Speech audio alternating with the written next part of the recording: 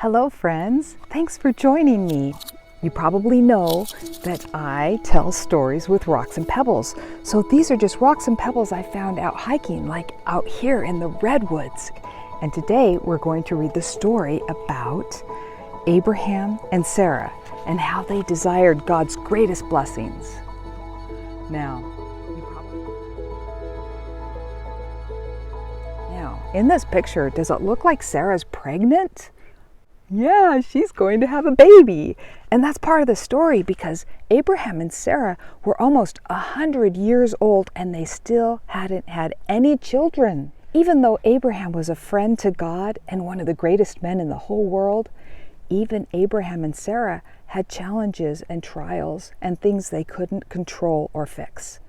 But eventually, God fixed it and God let them have a baby. So I'm going to tell you that story about Abraham and Sarah.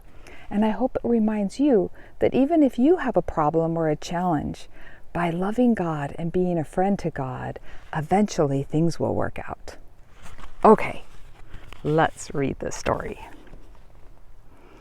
Abraham was one of the truly great men of all time. God even called Abraham his friend. His unstoppable faith and obedience to God allowed him to know God and to walk with him. Abraham passed all the tests of his character and loyalty to God. Through him and his wife Sarah, as well as his second wife Hagar, came all the Islamic people, the Jewish people, and the Christian people, just as God had promised. Now, Abraham and Sarah were not able to have children throughout most of their lives. Even so, they continued to seek God's most important blessings and had great faith in Jesus Christ, even when life was very hard. Because of their lifelong devotion to God, He promised them 3 great gifts: posterity, prosperity, and power. And I'll explain those in a minute. These are the same blessings that God would share with us today if we too would be His true friends. Abraham and Sarah made sacred promises or covenants with God to love and serve Him always. And God promised or covenanted to give them as many children, grandchildren, and great-grandchildren down through time that they wouldn't even be able to count them. That's the posterity promise. God also promised to provide a homeland for all their people. And that's the prosperity promise.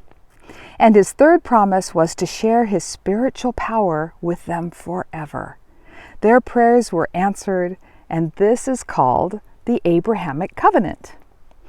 Abraham and Sarah believed God's promises, but they wondered how it would be possible to have a child and a big family when they were both about 100 years old.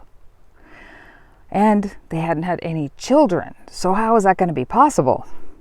Well, God told them in Genesis 18:14, quote, "Is there anything too hard for the Lord?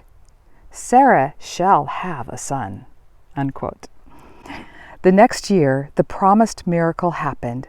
Sarah did have a baby, and they named him Isaac. Abraham also had another son named Ishmael with his other wife Hagar. Today, thousands of years later, millions of us come from Abraham, numberless like the stars in the sky.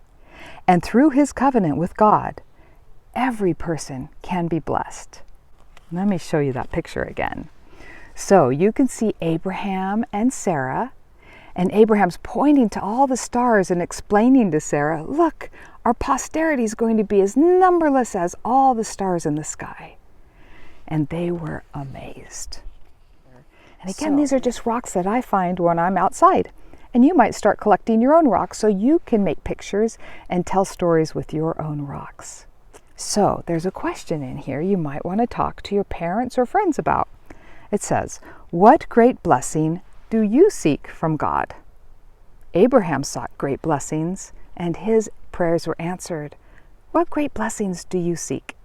Right, thanks for joining me. I hope that through the Bible and all of those neat stories, you too can learn how to walk with God in His power and be powerful.